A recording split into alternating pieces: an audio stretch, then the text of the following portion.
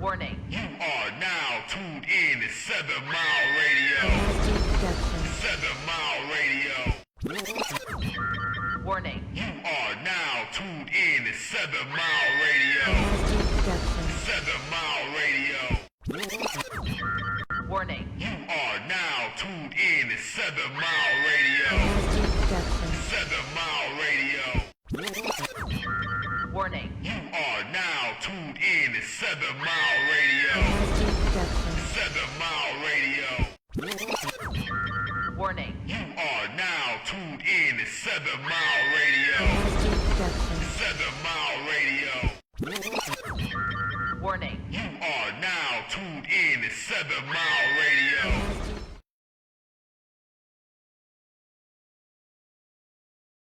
So what's up? What's going on? What's going down? Mark from 7 Mile. What's happening? Chilling, man. Chilling, man. Dude, I don't hear my voice. Get my headphones straight and shit. Get the headphones on. Get the headphones on. Oh, There yeah, we go, yeah. baby. There I'm we go. tripping. But, yeah, we got today, man, another one, man. T, we got It's Duke another back. one. Oh, Calling man. in a few, man. The man Duke of Duke coming Tears, back. man. You already Hey. know from the last time, one of last our, show. I think that was our second interview, man. It was classic. Oh yeah, man. hey, It the was city blowing love up on you. The city loved him, man. He did a beautiful show for us, so we blessed to have him back for another round, man. You know, so it's gonna be great, y'all. Y'all tune in for a good one today. Man. I was just telling Mark about that Daz Dillinger shit, man. I wish we could have rolled that shit before he came in, man. You want to do it right now? or Let's what? roll it Got in, time for man. Daz? Let me see. Let me get that Daz footage down here for you. Now, what exactly? We got to explain what happened. Real Man, my man came on there talking about Suge Knight's situation, you know what I'm saying, wishing a lot of harm to my man, you know what I'm saying, about going to jail. Never wish prison shit on motherfuckers, no matter that's what bad, they do, man. unless it's one of them child predators and shit, you know what I'm that's saying? bad, They always, you know what I'm saying, get through under the bus, but never wish jail on a person, man. Let's check it out, Came man. Let's back see to what's Let going them on. check it out. Let's see what it is, man. Police arrested a rapper and producer who collaborated with some of the most famous rappers in history. News outlets report Daz Dillinger, born in Del Mar, Drew Arnaud, was charged Tuesday with 13 marijuana-related felonies. He's half the Dog Pound, which was signed to Suge Knight's Death Row Records in the 1990s. He also produced records for his cousin Snoop Dogg and the late Tupac Shakur. According to the warrant, police found marijuana, THC vaporizer pods, and a grape drink laced with cannabis. He posted $15,000 bail Wednesday. Matt Uris. Yeah, 13 man. felony accounts. That ain't looking good, man. Now, the last show was when we had the video of Daz Talking shit. clowning Suge. Suge Knight getting sentenced for 28 Now, years. here we are 1 week later. 1 week.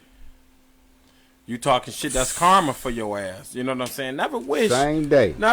prison on a person, man. You know what I'm saying? That, you know, so he already got the shit done to him. Don't come on there and wish more on people, you know what I'm saying? You know what I'm saying? Yeah, that's bad. I never karma, wish man. that on anybody. Especially when you know that you might dirty. not have the cleanest closet. You ain't the cleanest around see what the I'm block saying? yourself, you know. Man, so, man. that's bad. And so today, man, hopefully, man, we're going to touch on some of these topics, man, like some of the white artists hip hop takeover right now. Is this the new rock and roll takeover? You know what I'm saying? What happened with Chuck Berry and them? They was going through some of the similar shit. You're right, man. You know You're what I'm right, saying, Jim. You're T? right, man. Cadillac Records and all that. You yeah. can look at the movies right now and see the same shit that's going on back then is going on now. Yeah. You turn on the radio, motherfuckers then took the songs and shit. Took our style, our image, you know what I'm saying, Took the our image, sound, man. Now they beefing. They want to take it all the way. clothes, you know. So They're now beefing with each other now. Beefing We got with white each other. They hip hop beefs. This is they going to is jail. This was this the first time two white rappers beefed with Eminem and Machine Gun Kelly? No, I think back in the day, Third Base was beefing with Beastie Boys or the something? Beastie Boys or some shit, man. but not on the main level. Not like on the this. main level, Like, I don't yeah. think when they Eminem, he like one of the top. This is somebody trying to. But I guess the reason why we would never have that is because we never had an Eminem.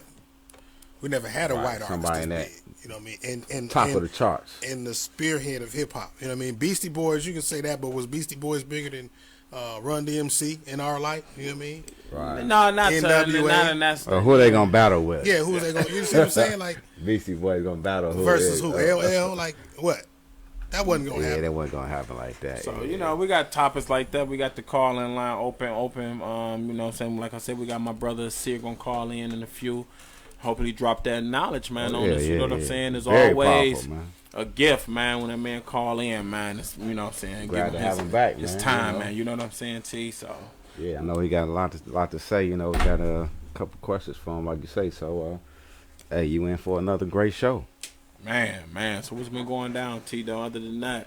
Oh, man, you know, the Lions got a big win. You know, we touched on that last week. Yeah, you that know. was huge. So we pulled it off, so that was good. But you know what I'm saying, like a lot of I say shit, we had to engineer, so shit, we were supposed to win. You couldn't He win. been working with that man over 10 years, man. All the championships, he know every nudge, every sign, Hand movement, every hand movement when motherfuckers run out. Oh shit, I blink, everything. that's know the everything. J move, man. Straight up the middle, they coming. He know. Double him, double the tight end. Yeah, so it really too much Tom Brady couldn't do with the engineer on the other team, man. You So know big what I'm ups to saying? the Lions, man. You Big know, up we're to the rooting for Lions, y'all. man. That's what big, you but they got know. another one, big one this week, man. Dallas Cowboys. How about them Cowboys? You know what I'm saying? I don't like them, but shit, how about them? Like you say, that's America's team. So hey, I don't like them either. You know, we the D, but they the lower D. We the big D, they the lowercase D. You know Man. what I'm saying? So Little Dallas. yeah, they the little D, we the big D. So you know how that's gonna turn out. We gonna get another win. So hey, it is what it is. Man. So, man, shit, man. What else? What's been going down, Mark, other than that, yo? Shit, man, grinding. You already know what I'm on, man. Just keeping busy, bro. I don't be on shit, but just keeping my grind to the nose to the pavement and shit, man. Man, we ready, man. T, what about that masquerade coming up? Yeah, masquerade party coming up, y'all. Don't forget, October the 20th, 9 to 2. Got the tickets going on sale. We got a couple tickets left. It's gonna be a big bash. So everybody come out, masquerade style. Come on, have fun with your guys. You know what I'm saying? So you know, we got tight security. We got food. We got drinks. Yeah, we got catered food and shit, man. Like I said, man, we got what else we got? Okay. Like I said, call in. You know what I'm saying? You want to hit me up? What's going down? Caller? Who's this? Where you calling from? Peace. What's going down, Aseer? What's going on? How are you today? Man, it's a blessing, man. Whenever we can get a chance, man, to talk to you, brother, man. How you been doing? Inshallah. Thanks for having me on. Man. Okay. Yeah, man. We just want to touch on today, man. On what do you think on this new White Hip Hop Takeover right now that's hitting the charts everywhere, man? It's, you know what I'm saying? Do you think it's the new rock and roll situation to where, like what Chuck Berry and them was talking about back in the day, what is happening right now in our generation? I think they want it to be that, but like all things in America, it's not going to last, you know, because what they're doing is not based on anything new. It's all based on an old program that's proven itself to be obsolete. I mean, who really talks about the Beastie Boys anymore? Who talks about Everlast, House of Pain? Who's talking about the White Boys? Who's talking about, like, people don't care about that. Like, that, they just got to do that now because everybody's waiting for us to create the new thing. Because we done slowed hip hop down. We disrespected the art form around the era where everybody started going into straight materialism. When the fork in the road between NWA, Public Enemy, you know what I'm saying?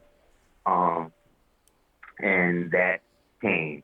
And so since then, we've been on this road to hyper materialism that basically robs us from the nature of what we created it for. Because in the end, nobody wants to be broke. And people saw it as people understood that this was a way for us, our generation, our people, to make something literally out of nothing. But once we let certain corporate agencies or corporate mind states dictate the dictum as to how the music was going to affect people in the future, of course it had to be co-opted because it was something that wasn't created by the devil, per se. It was created from the people who really had nothing. Like, I remember the blackout in 77. You know what I'm saying? Yeah. Like, niggas talk stuff, but, like, I remember when it happened. You know what I mean? I was born in 73. That's like so I pivotal remember, right now for hip hop. You know what I'm man, saying? that era, Yeah, blackout that's for when it started. 77. Yeah, that's when it started. I mean, it started a little before that, but in terms of my recollection, I remember that after that blackout, there was an explosion of people in the parks with DJ equipment and all types of stuff. You know what I'm saying? That led to us, like, somehow making this thing up as we went along. Like, you know what I'm saying? Yeah. It was like we went from I remember buying the breaks, like the breaks from a record store. You know what I'm saying? Right. So that type of historical hands-on context is something that these little kids today, these Tekashi, Lil, YBN, whatever they, you know what I mean? Like, they are all missing out because nobody held them by the hand and brought them through how and what they were a part of. They only came in the tail end of it where they seen niggas just doing anything to get money. So that's what they think it is. You know what I'm saying? Like, they think it's that because that's all these people show them. So we can't necessarily bash these young drug addicts for you know what I mean, becoming dope fiends, because everybody that they've seen from Snoop on down, you know what I'm saying, been showing them that, okay, well, some people, like they say how, like, you know, some people say weed is a gateway drug. Well, some people look at stuff and say, well, if you could do that, then what's wrong with this? You see what I'm saying? And so, remember, we came from the era, or at least I came from an era where we made records like You Headed for Self-Destruction, or, you know what I'm saying, Crack is Whack, or whatever. So we literally made doing drugs or becoming a drug addict uncool to shut it down. And so what did they do? They had to come out with something called New Jack City later for the impressionable youth to then start to show the viability now of being the drug dealer. When I was coming up, the niggas that was hustling, they used to see me going to school or whatever, they used to hold me down. Like, nah, nigga, you're not going to be out here on the street with us. You going to school. Your mother saying you, what you call it? You ain't going to be out here. They would see ladies with bags or whatever. Like, they would help them. Like, they would tell the young shorty, yo, go help me such and such back to the house. Like, this is how it used to be. You're right. These Negroes done ripped the soul, not only out of the music, but out of the individual, because the music that we listen to today make you not want to listen to music. That's what niggas don't understand. It's created to make you not like music. And if music is not in your life, then there's a whole aspect of your life, the rhythmic aspect of your life, that's off kill. It's off key. Right, man. You're not going to be in tune with nothing. You ain't going to be in tune with nothing. Once they took the carbon out of the musical experience, it was over. Once they got everybody to get into CDs, it was over. It was over then. You know what I'm saying? Like, it's been over. So when we see Eminem, let's say, going at Machine Gun Kelly, you know what I'm saying? Mm-hmm. Like, that's just a byproduct. That's a diluted version of, like, when real beef used to happen. You know what I mean? Like, when Wu-Tang, you know what I mean, saying was when back in the days, like some of the legendary beefs that exist. Like, that's when it was real beef, when niggas was getting clapped out here. When whole crews was going to jail. You know what I'm saying? Right. Off of people's lyrics and stuff. Like, people had to have summits. We used to have summits to bring the peace to the music. You know what I'm saying? Because it was that real. Niggas was that real in it. You had dudes that was fresh out the joint. They man got a record, he on tour with them. But this nigga fresh out the joint for, like, murder or whatever. And this now dude winds up people like that wind up soaring in the music industry because they know the name of the game is what? Blackmail. Yeah. So all I gotta do is leverage myself in. I'm used to doing that on the yard. I'm used to doing that on the hood. So that's why let me people like ask you Suge this Knight question and these right people here. could thrive in it because it's a successful business to begin with. With So Eminem, like, Man. with Eminem, I think coming out of Detroit, right? Being from Detroit, I have watched Eminem evolve right now. But to me, right now, I like Eminem and I like his style and everything. But to me, it seemed like it was a start of an experiment to what is the future of coming out right now. Because to me, in the 2000s, it seemed like what he was rapping about was the drug culture, the Xanax. Yeah, he was bringing that culture in. The pill, He prior brought that as like whole the pill pill culture pop He been on that. Yeah. into that. And He brought to now all of that that the into rappers is now that he made it mainstream. Now it evolved to the black because back in the day I can remember black people wasn't taking Xanax. we wasn't listening to that. We wasn't taking pills and doing Percocet, Xanax. Percocets, you know what I'm saying? Yeah, but I used to hang in Ohio, so it was always a white collar thing. You thinking it coming from? It still is. Right, How it's coming about that? from, How about it still is? It's more white folk, white youth, white suburban youth, ODing, dying, killing each other over this shit. But they call it. But see, they don't call it. They don't call it like with us. They call it the scourge of drugs or the war on drugs. With these niggas, it's called the opioid epidemic. You understand what I'm saying? Because they're dying. Well, we don't see. That's the thing you gotta understand. They always misrepresent or totally undercut or don't advertise their losses. So there was more. For instance, there was more Asiatics, i.e., melanated, carbonated, Moorish, indigenous, whatever you want to call it. You know, black people, they sensitive with their terms. So whatever you want to call yourself, it was more them people fighting against this cracker from the beginning of the slavery thing, or what they want to call the slavery thing, than wasn't. But they only reported. So if there was over 10 million joints, 10 million rebellions, they only going to report 10. You understand what I'm saying? And because they know niggas don't research, they not going to go out and find out. You see what I'm saying? That we was actually more together at certain points in history than we was apart, than was reported. But we are dealing with a master of lies and a master of illusion, a master of disguise. You understand? Whose time is also up. So we're also dealing with Asian tiger or Asian eagle that knows that it's about to be done. So you know what eagles do when they know they're going to die? They fly to the highest peak that they could ever get, meaning that they make themselves, they feel like they're going to die, so they fly to the highest place that they could go. And then once they get to that highest place, they drop and they die. The reason why, because they don't want nobody taking their corpses and messing them up when they die. So I say the same thing about this cracker. He's to the point where he knows the whole world is against it. You understand? The first time really ever in recorded history that the entire world is moving towards the expulsion of one particular group of people. Understand what that means? Mm-hmm. He never thought that he thought he was going to have another 250 years of this. He's not.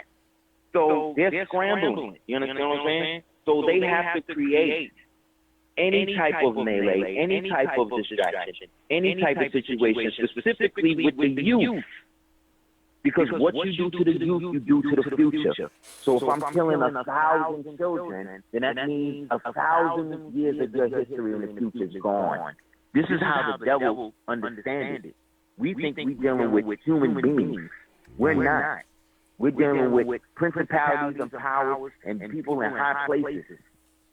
And these things have no remorse and no regard for human life at all. And when I say that, I'm talking about everybody in the government, U.S. government. I'm talking about everybody. Put it like this. If you believe in humanity, you would not go into politics. because politics is against humankind. Politics is about controlling the mind of the so-called vox populi, the vulgar masses.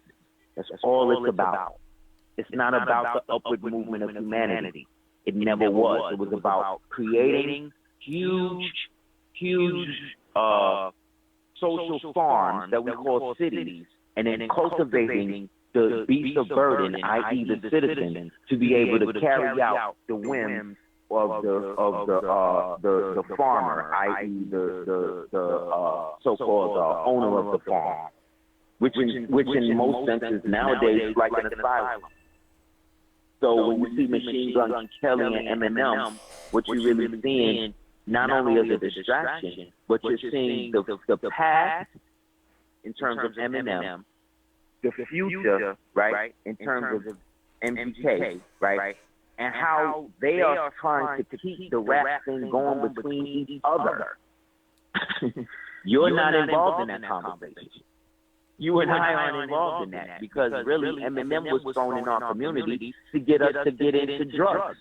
That was really it. That's what I'm thinking. Like, what they would put him with Dr. Dre. They would put him with the best. Yeah. Dr. Dre is affiliated. You know what I'm saying? With all of the house niggas, all of the gay house niggas. Yes, we're gonna link them up with them because we know that you niggas love a name.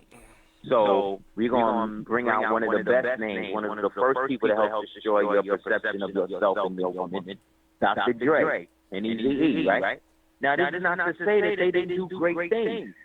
At the same time, this is what I mean. As humans, we got to be able to look at, as spirit beings, right? Having a human experience, right? That is integrated, that we internalize or externalize through what we call our souls. We have to understand that everything is duality here. As nice and as good as we want it to be, it's always going to be bad. So yes, NWA was a great rap group. I bought their albums. I liked their songs. It was all of that. But I also knew at the time, based upon me coming up, listening to X-Clan, listening to Brand Nubian, listening to Lakim Shabazz, listening to King's Son or Two Kings in a Cypher, Ultramagnetic MCs. You see what I'm saying? I was already primed for what the real shit was. So when these niggas came with this gun, violent, crazy shit, even though there was an aspect of it regaled to the police, there was an aspect of it also, though, that was totally foreign to me. You understand what I'm saying? Like, I never really, I don't think we did as a culture really understood the impact that the auditory violence that we got from that did to us as people. Because from there, that ushered in a whole era of, you could just go look at the album covers. Look at the album covers that started from the time that the so-called gangster rap started happening, and prior to that. Prior to that, you would see a lot of different things in terms of like different types of music. After that, or it's like a bunch of horror posters. And then they used to let they used to let a lot of the artists do their covers back in the day, and then they took that right you from be able to do shit like that. Yeah. Now then what they started doing, they started going into the money. It went from the hardcore violent, where like every rap album was like a horror movie cover, and then it went into the straight gaudy, what do you call it? GQ type, where you like the old Cash Money ads, remember them? And the old No Limit ads, where everybody's in the diamonds with the big roses and then the Photoshop shit, remember that? Yeah. Them sis was selling, that was selling the record sometimes more than the record. Animation. The lifestyle, the animation, the post-hypnotic suggestion. You see what I'm saying? The undercover violence, the what they used to call, what Guns N' Roses and them called the appetite for destruction. They made it cool to consume, for us to consume one another. You see what I'm saying? And so they never stopped. So we gotta understand, some of the best hip hop beats that was ever created was created by Rick Rubin. Believe it or not, you know what I'm saying? In terms of how they were put together, the chopping and how the drum loops and all of that went. So this is not to say that Caucasians ain't have no direct, I don't want to say positive, but influence in the beginning of the art form. The same way they did with jazz. You see what I'm saying? Like, they shitted on the jazz people until niggas like Stan Getz and these Jews, they started getting into jazz. Now jazz is the thing. Now when you speak of jazz, you go to the Coltrane Museum, who running it? Caucasian people. That's what I'm trying to say. Like, this is what they do. We create something to the point where it becomes the global thing and everybody jump on it, and then we start getting tired of it, or we start taking it for granted, or we don't put the modus operandi on it, meaning control it from the beginning, and not realize, oh shit, we should have been controlling this from the beginning. When we stop doing that, the music and everything begins to slow down, right? And then what happens? They can now catch up to it, and now they are doing all of the rap, and we mumble it. You know what I'm saying? I want to ask you a question, man. With the movie Cadillac Records, with the message that is put out far as business and the Jewish executive, and I'm just with the Cadillac, and then I'm showing up to your door, and you have the mansion. You know what I'm saying? So they put it in a lot of movies, but do you think we still not learning? You know how many movies they didn't really put the message into blacks should not really taking control, because Master P is firm in this. He firm in, like, we have to control our own. You know what I'm saying? You gotta understand more. Your leaders sold you out, man. Integration sold you out. They sold us out. All of our elders, all of that Black Panther shit, all of that was controlled opposition, man. Most of those guys, the real ones, put it like this: all the real Panthers ain't here. Bunchy Carter gone. Fred Hampton gone. Who else? Asada on the run. Who else? The grace away from us. They all gone. Who else? Geronimo just got out. They just let Geronimo out. But guess what? Angela Davis been here. Been out here, right? Marrying white women, diking out, you know what I mean? Doing the whole thing, talking about how much, then shitting on the Panthers at the same time, right? What's his name out here? Bobby Field. What happened with him? He started creating diets and shit. Remember? Remember all of that? Then what's his name? Eldridge Cleaver. This nigga wound up not only marrying a white woman, he wound up becoming the regional director for the presidency of Ronald Reagan.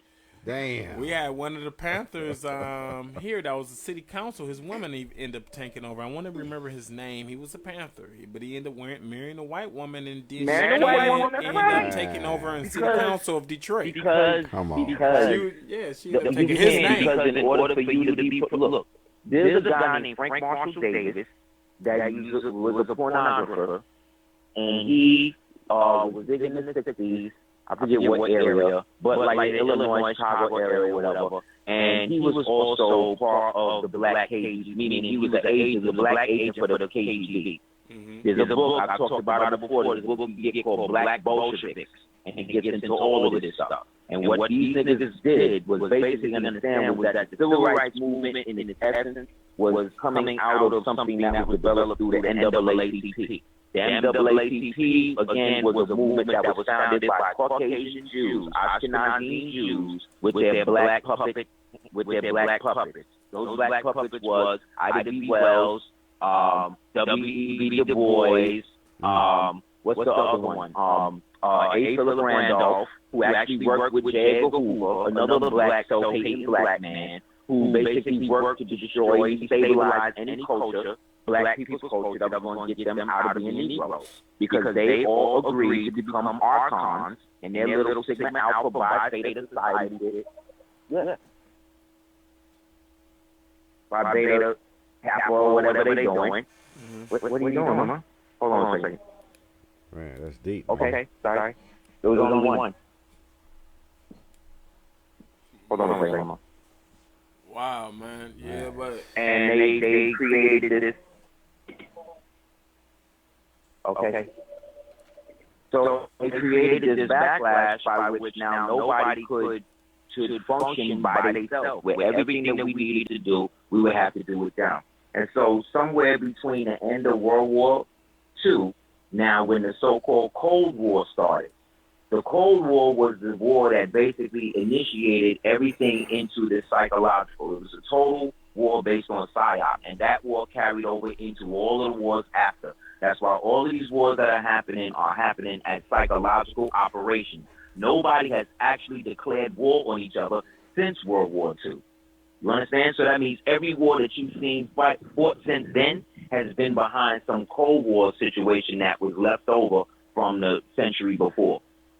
So Russia decided what they were going to do is exploit the fact that the so-called blacks, who had always been oppressed in the Americas, would actually be great to help them against the so-called Americans. So they started to petition different so-called black scholars through different organizations like the so-called Harlem Renaissance and all of that, right, to be able to get them to promote the ideals of communism and socialism. That's why we can't get beyond certain things, because these concepts were given to us by people who needed us to back their agenda. It was never about getting us to have our own. So they need to turn as many black people communists as possible, as socialists as possible. So the way to do that is to create social programs, right, in which everything is run through a military, again, modus operandi. That's why the Panthers operated the way that they operated. All for one for all, power to all the people, right? Power to black people, power to white people. How are you going to empower yourself while empowering everybody else? You can't do that. You got to empower yourself first. White people don't say, okay, I want to empower myself and black people. No, white people say, I want to empower myself, period. Fuck everybody else. Same thing with Chinese people, same thing with Spanish people, same thing with every other people but black people. So in that, these socialists, these communists, right, started what they call roundtable groups in Harlem. All of this also was to get rid of all of the black Wall Street we had throughout the country. Yeah. But they needed you to focus just on Harlem. Why? Because that's where all of the power brokers in the new Empire State was, and they needed to consolidate all of the blacks in that area because they wanted to eventually turn Harlem into a place where they would have a bunch of neutered blacks. And the way to do that was to get all of them into homosexuality and counterculture idioms, such as the promotion of homosexuality. So is that like that's when the Boule was created around that area, or before that? Harlem? Yes. This is where they was at. That's why Langston Hughes, Booker T. Coleman, Booker T. Washington, Zora Neale Hurston, how all these niggas knew each other. How all these people just in one place in Harlem, and they all just blew up at the same time. How Ida B. Wells knew niggas was getting lynched, right, for 100 years, and as soon as that happened, she write it down. Like, who was telling her? Where was she getting? There was no internet. You know what I'm saying? They had cables and wires and shit. Who was going to the South, and for every person to get lynched, she was getting the direct information. How was she getting that? Again, we don't ask these questions because those are not the questions given to us. We don't look at these people as real historical figures. So we're only going to look at them from the perspective of how we're taught. And we're taught by our so-called black leaders and black, whatever you want to call them, that we need to look at these people from the perspective of what they did for us. So we don't look at them as people. We don't look at them as potential agents against themselves. And this, again, is not to negate any good thing they did. W.E.B. Du Bois was there to destroy Marcus Garvey, and that's what he did. And then, just like Bill Cosby, at the end of it, when they used his ass up, they basically bankrupted him, set the IRS on him to the point where he had to die in exile in Ghana. And then, towards the time of his death, he basically said, I think I really was messed up, that I actually participated in the destruction of a real black leader. These niggas always come through at the end. And that's the problem. When Bill Cosby was going through what he was going through, it wasn't no problem. See, he was cool when he was dressing up, when he was playing Lucifer in the movies with these niggas. See what I'm saying? When he was in The Devil and Max Devlin. Remember that? Yeah. When he dressed up as when he was the devil, and both of them wearing horns and shit. And the white man, the Jew, he was there to work with the Jew, Elliot Gould. And when he was doing all of that, it was all good. When he was at the Playboy Mansion every other week, it was all good. You know what I'm saying? When he was shining on, when they was trying to do what he was going to do, it was all good. Yeah, white kids on his knees. Got on, the money got low, yeah. For real, Right. man. I remember But the minute Bill that Cosby Negro on the started Jello talking commercials, about man. NBC, Yeah. he's out of here. He out The of there. minute that Michael owned, The Beatles. basically, Michael Jackson owned all the music. Put it like this. 51 to 52% of every song you have ever heard in your life, Michael Jackson had the publishing on that shit. Real facts. Check it out. His publishing deal was incredible to the point it led to the destruction or the companies. Right? Sony, that's he what was Sony doing is so Sony. much that it led to almost a world war in the sense that his death is what caused China to start to pull the note in. If you go all the way back to when Mike died in 2005, China was going through a heavy reorganization of U.S. debt at that period. And at that time, Michael, who had converted to Islam, who became Mikael, right? He then had made certain deals with people in Bahrain and all of that well, he's to paid over basically there. do what niggas like Akon and these niggas are talking about doing now. Basically building whole cities for people to live outside of that would have their own, way, and he would basically front and pay for it all. Because remember, he had to work because he owned everybody publishing. Rolling Stones, Beatles, niggas he didn't even hear their music. Niggas that was just signing to Sony. He was getting their publishing just based on how much Sony owed him. So you understand, Sony is also a part of the world conglomerate with these people. And so they had to do that. When they deaded him, the next day, China, for some reason, hit up the U.S. and said, look, we're calling in the extra debt that y'all got. Y'all going to have to start paying this $500 million back. And it was like, I think, like $500 million a month or something. Hold up. You said They had to explain start that paying with Michael. So I remember that with the deal with Sony, he was signing Sony. So when he died, you trying to say they had to pay him or he What I'm saying is that he died because at the time when he was dead, they couldn't make no deals without him. Yeah. The whole thing was, you gotta understand, business do not run on money. It do not run on influence. It run on blackmail. All business in the United States is based on blackmail. They hook you up in a honeypot, and then they use the leverage against you. That's it. That's how Europeans have always done business. They always. Why do you think Henry VIII cut all the women's heads off? Because they was blackmailing them.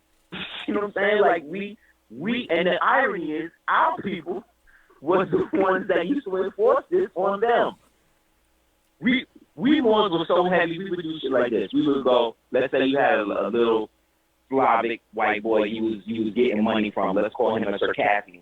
He had a little kingdom, little fake hut kingdom called Circassian. So you a Moor, I'm a Moor. I come to him and I say, look, this is our land. So you're going to have to pay me 20% of whatever you get. Then I bounce. Hey, I'm going to go to Morocco. You pay me 20%. I bounce. Have it by the end of the month. Then you come up and say, well, I'm the Bay of Tripoli. You got to pay me $30. Have it by the end of the month. Then my other man on the phone, you come to him and say, well, look, I'm the Bashar of Tunis. So you giving him 20, you giving him 30, you got to give me 50. Have it by the end of the month. You understand? And we would run this on these people for their whole lives. So it got to the point where the only thing they could do was fight back. Because we had extorted them to the position of almost extinction. And in doing that, we became so corrupt, you see what I'm saying, that we started now to not pay attention to how these niggas were coming up. So my slave goes to your slave and says, look, these Negroes ain't never going to free us. We got to do something. Okay, what you going to do, you going to poison him. I'm going to open up the gate at this point, blah, blah, blah. And then we start slaughtering each other. And then guess who come up? They do. So it's the same thing with music. It's the same thing with business. It's the same thing with power. All power that these people have is based on bluff and lies and murder. You understand?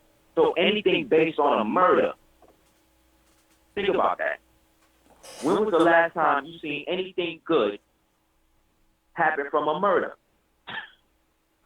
You know what I'm saying? Like, really? Really? I mean, other than maybe somebody, you know, being, you know, killing a rapist, something like that. But now they trying to legalize that.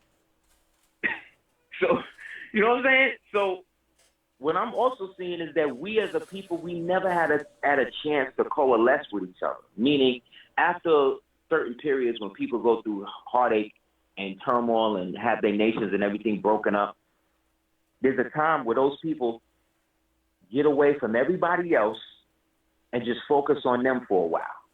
We have never been able to do that. Because ever since, after 1492, then we had to deal with the whole, 200 some odd years of forced chattel, right? Denationalization, acquiescence of our lands and all that, rape of our women, right? Then after all of that, we got to go through another so-called American Revolution, right? Then after that, soon as that's done, we're not free. Then we got to fight a whole nother come on years or whatever. Then comes what? Reconstruction, right? Then after Reconstruction, what do? They create the black codes and the vagrancy laws and all this other stuff, right? Then after that, what happened? Jim Crow, right? Then after Jim Crow, what happened? All of the the mass displacement, the breaking up of the black family, right? The forced migrations. Everybody down south went up to the north. Everybody from the north went to the south, right? Then after all of that, what happened? Now we had the latchkey kid generation. The teenage mother generation. Then the latchkey kid generation. Then the patchwork family generation. Then the prison pipeline generation, right? Now we're in the privatized prison, colonial, industrial, post-draconian system now, right? So when have we ever had a chance to figure out what we wanted to do without anybody else? Never. And the minute you do, the first thing they do is what? Remind you're not from here, right? Go back to Africa, right? So when do you ever get a chance to just sit back and decide who you are? Never. Why? Because the minute you do, there's something else to distract you. Whether it's Machine Gun Kelly and Eminem, who really working together, right? Who go to the same damn rituals. Let's keep it real. You know what I'm saying? All of them is under Dr. Dre. He married to a tranny. You know what I'm saying? Tupac outed him years ago. You understand? Quincy Jones, he outed Quincy Jones years ago. Quincy Jones got a damn special on Netflix though. But you gotta watch it like that, because when you watch it, when I watched it, I saw the whole thing.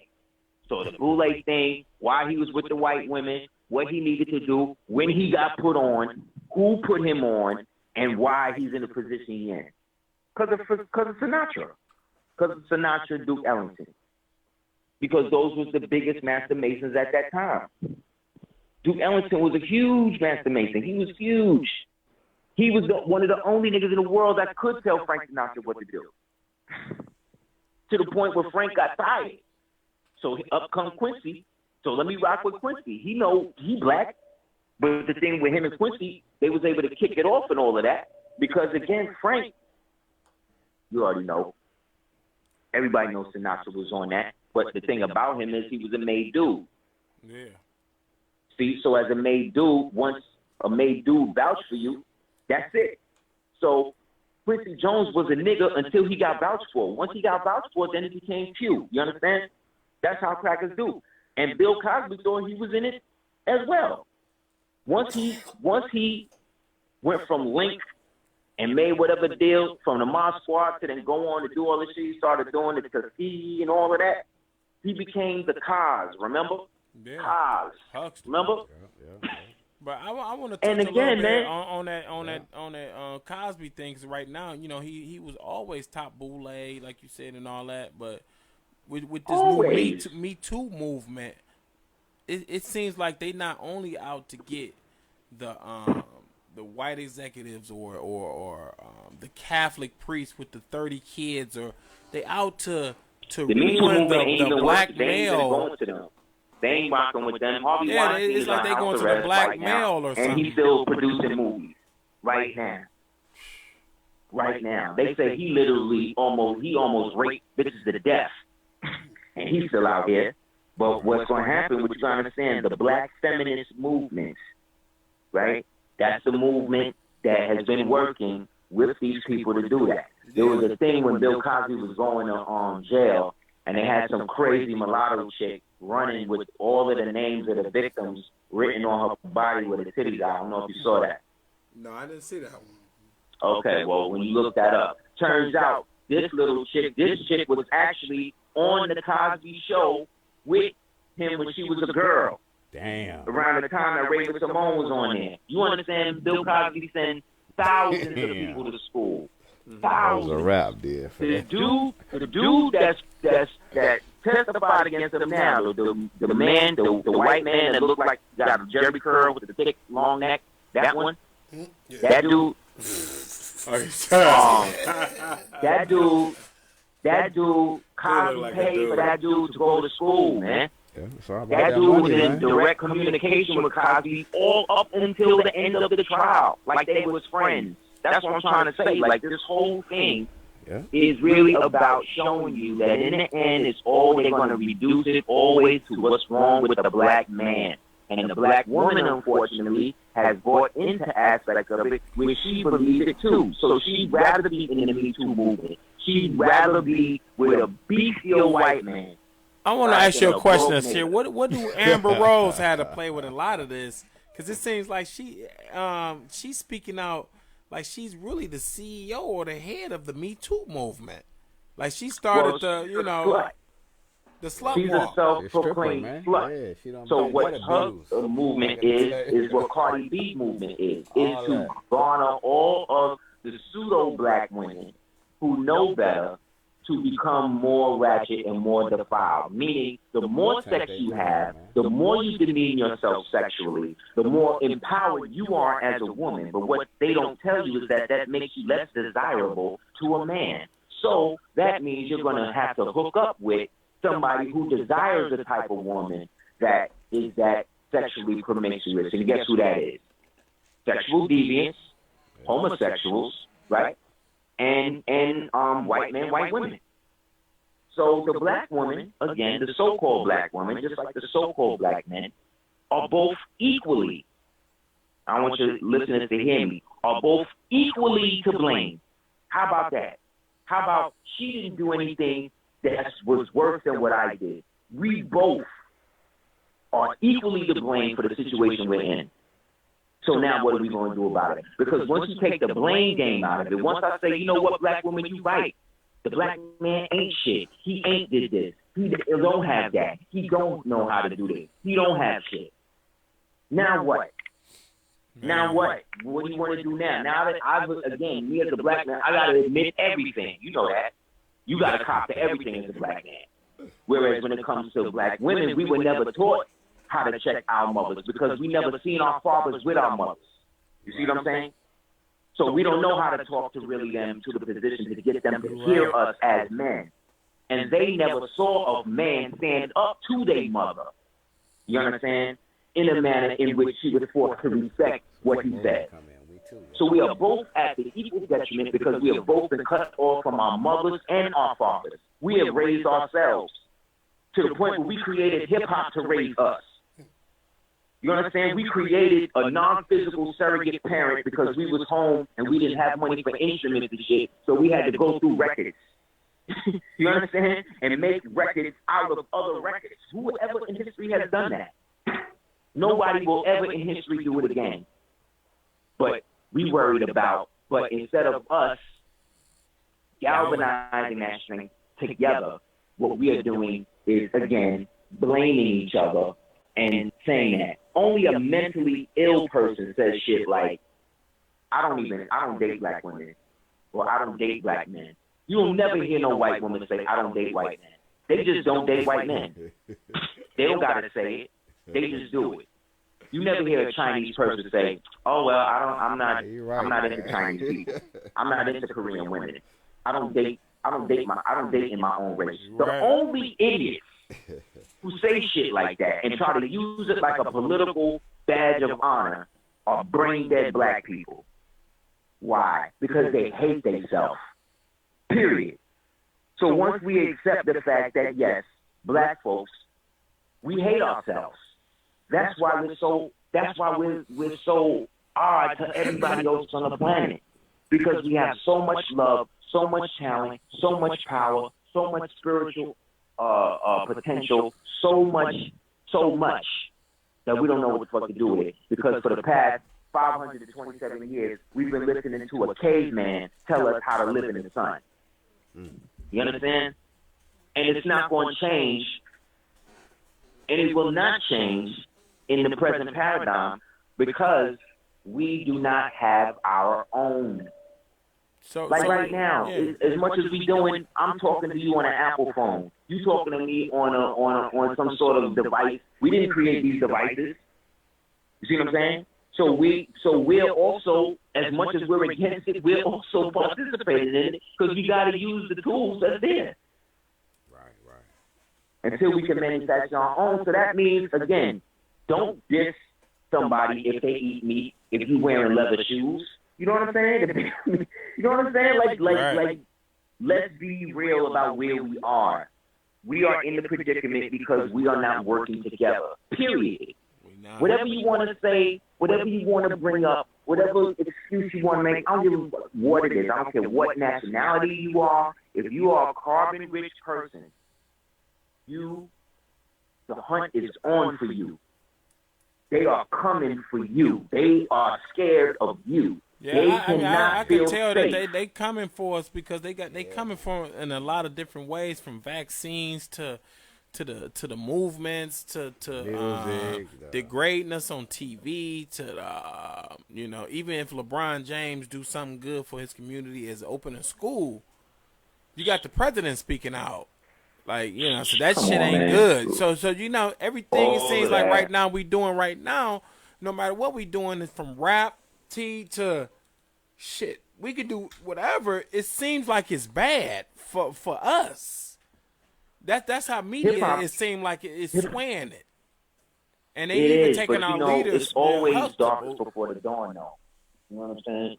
It's always going to be the most destructive before dawn. There are lights at the end of the tunnel. There's a lot of shit also happening for the betterment and the good. Yeah. Like, I don't know where you are in the country, but I don't know if you noticed, but for past couple of months, I would say since the beginning of July, the chemtrail factor in the sky is basically nil. You don't even really see them shits the way that you see them no more.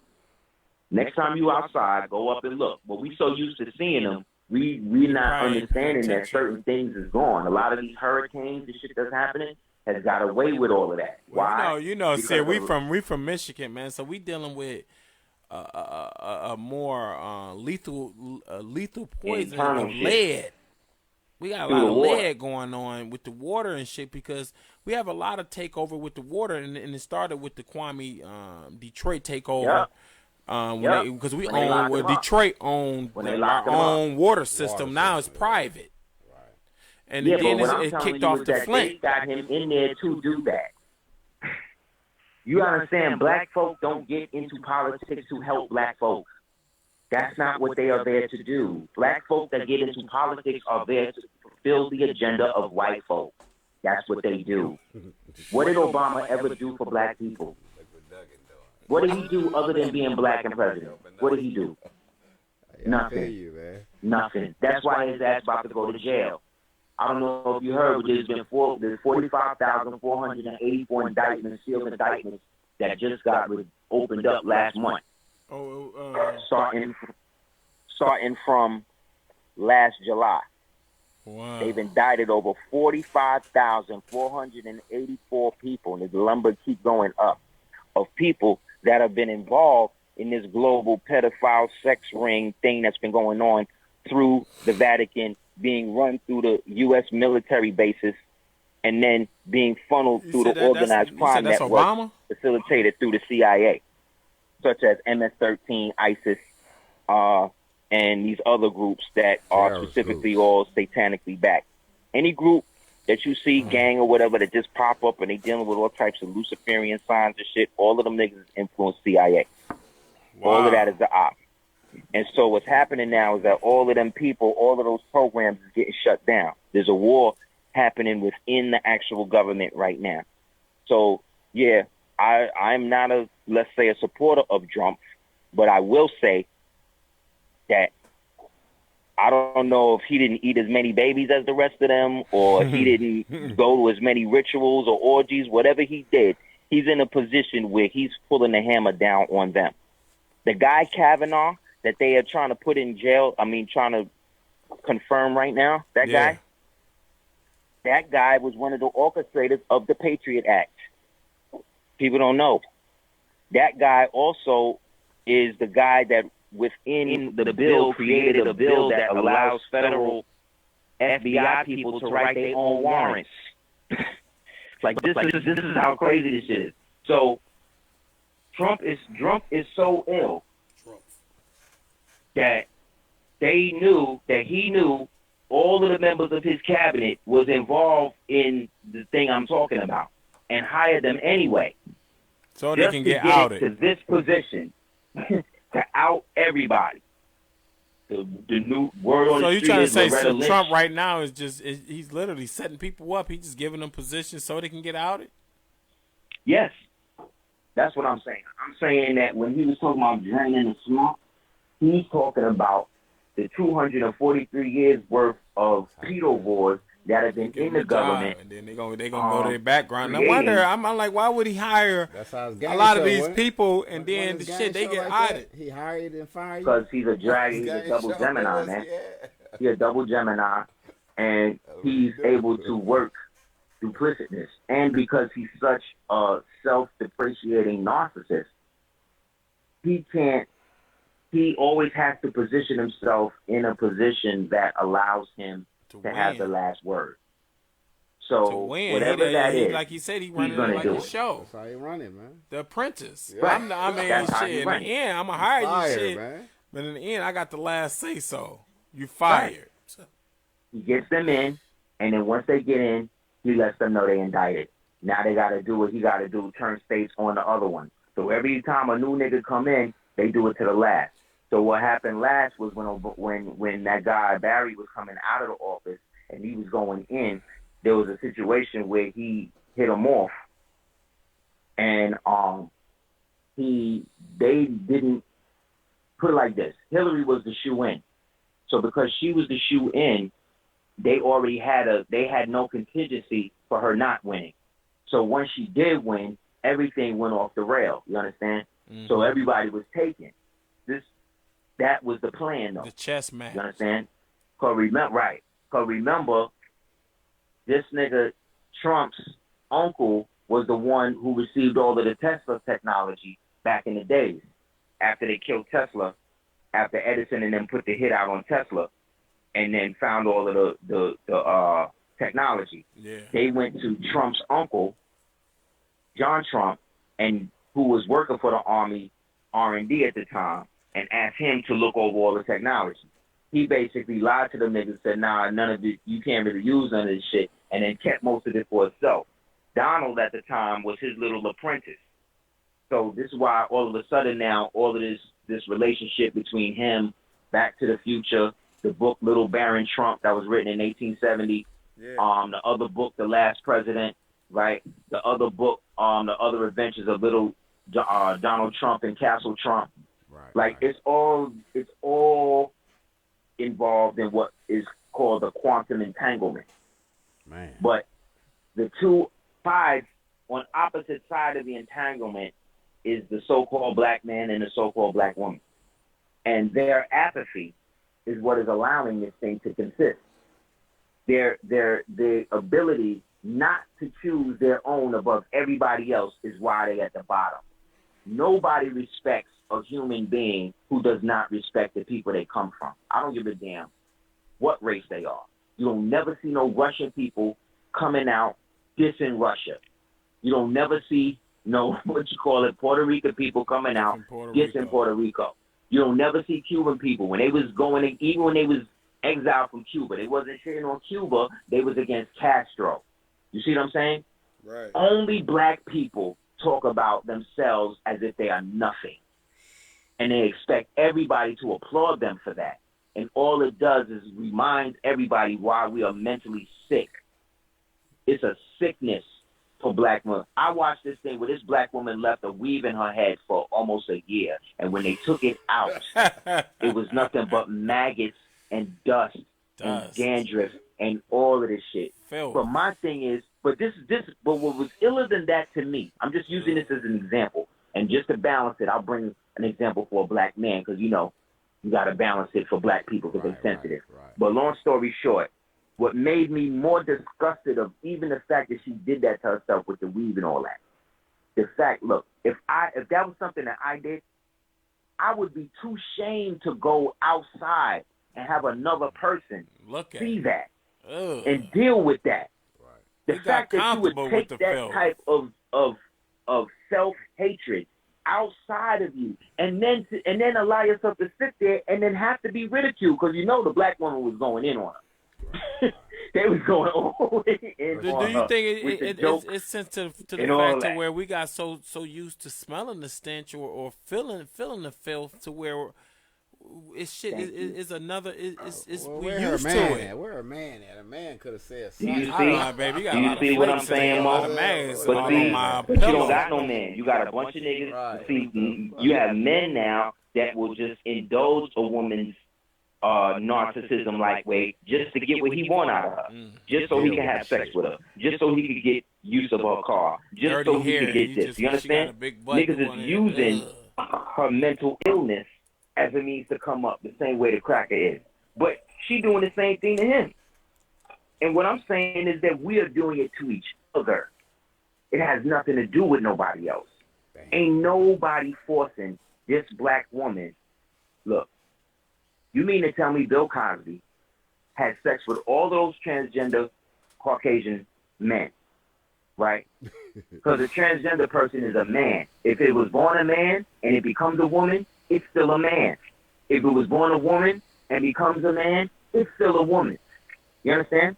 The same way, if I bring an African elephant and put it in a Bronx zoo, it does not become a Bronx elephant. It becomes an African elephant in the Bronx zoo. You understand? Allah made things the way that they are. Only a savage would find fault in a man referring to himself as a man. Only a degenerate would try to take the femininity of a woman for his own self because of his own insecurity about not being a man. You understand? All of this is based on insecurity. All of this is based on moving society into an agenda where we don't even recognize anything anymore, where we don't know what anything is. That's the world that these niggas want. That's the type of society that you think is going to be progressive, so-called black people, people like Candace Owens, people like Omarosa, people like these women that have been thrown into your face like they're so intellectual. When you could see the damn white man washing off of her skin. You know what I'm saying? Right. Like, I be seeing these people. I be looking at these people and be like, wow, you're willing to do anything to just sound like you know what you're talking about. Wow. You're willing to stand next to anybody just to be heard, yo. And you don't have nothing to say. And it always be the motherfuckers with nothing to say. And that's all I'm saying, Mars. We at the point where whatever you believe is happening and you feel in your gut is going on is most likely true. If you believe that this person, if you look at somebody nowadays, you look at somebody and you just kind of feel a way about them, follow that feeling, man. Don't negate that. Because nowadays, because things are so hyper, everybody is hypersensitive, everybody is hyperly involved in shit, now your senses are on a higher level. So you're almost able to feel certain things before they get down now, if you're in tune enough. Yeah, that's what's up, man. Well, Aseer, man, we always love, like I said, man, I mean to cut you off, but we at our hour, man. Like I said, we love bringing you on. Oh, yeah, man. Because you always, man, drop them dimes, man, and give people them that truth, man, T. You know what I'm saying? 100 thoughts, man. So, you know what I'm saying? Tell the people how can they get in contact with you again, man. Islam, thank you, man. Anybody wants to holler at me, about these topics or any of the other things that I've spoken about before, you can hit me up at houseofl@hotmail.com. That's HOUSEOFEL@hotmail.com. You could also check out, I'm on Facebook under Aseer Ali Cordoba. Also, I have, if you go to my website, www.Aseer, the Duke of Tears, I have a lot of archived work there. And if you go to a website, www.gumroad.com, and type in Aseer, the Duke of Tears in the search engine on that site, you'll see like a lot of online classes and stuff that I've been doing for the past couple of years. What else? So yeah, man, anybody wants to holler at me about that, lectures or whatever, just hit me up, houseofl@hotmail.com. Again, thank you guys for having me on. Man, you always know, Once man. again. I love What's introducing you, man, to the Detroit audience and beyond, man. Like I said, man, you always Yes, dropping the love to dimes and people that in knowledge, Detroit, man, Some for of the the strongest people. man, out there for everything that y'all have been through and still going through. You know what I'm saying? Also, Detroit is very significant as a place because it's one of the only states that girdles two countries. You know what I'm saying? So that international waterway where you could just go from Detroit to Canada or whatever, that whole thing is why Detroit is also where it's at. Because these people that's being arrested now used to do a lot of human trafficking and drug trafficking. Yeah, up underground. Through that area, through that international race they have every year. I don't know if they still have it. But a lot of that was a front for them moving all of that dope and that weight. Yeah. So again, man, a lot of people going to jail right now. You ain't gonna be seeing, and a lot of people's indicted. I had the list, but I couldn't find it while we was talking. Maybe And next we love to time. bring you on, man, I'll get it. in the future, man. You know what I'm saying? Like I said, for another show, man. Like I said, you got so Anytime, much, Yeah, man. man. We got to break Anytime, it up man. into Just let me know. increments, man. Anytime, man. You know what I'm saying? So Inshallah. we can always, That'd we be would great. love to break down Detroit, man, and a lot of the stuff going on in Detroit. So, like I said, thank you for coming on Truth Talk Radio, man. T Mizzle, man. T Mizzle the Great. Indeed, man. Appreciate Mark you, from man. 7 Mile, man. We love to thank Thank you, you, man. Mark. Aseer, man. Thank Peace you, out, 7 my Mile. brother, Yep, man. we enjoyed the show, man. Happy to have you. Thank you, to my have brother. you, yo. Inshallah, I'll speak to you again, man. Anytime. Stay up, man. And again, peace love and light to the fam. audience. We all we got, man. got it. Let's start. 7 Mile Radio. Warning. You are now tuned in to 7 Mile Radio.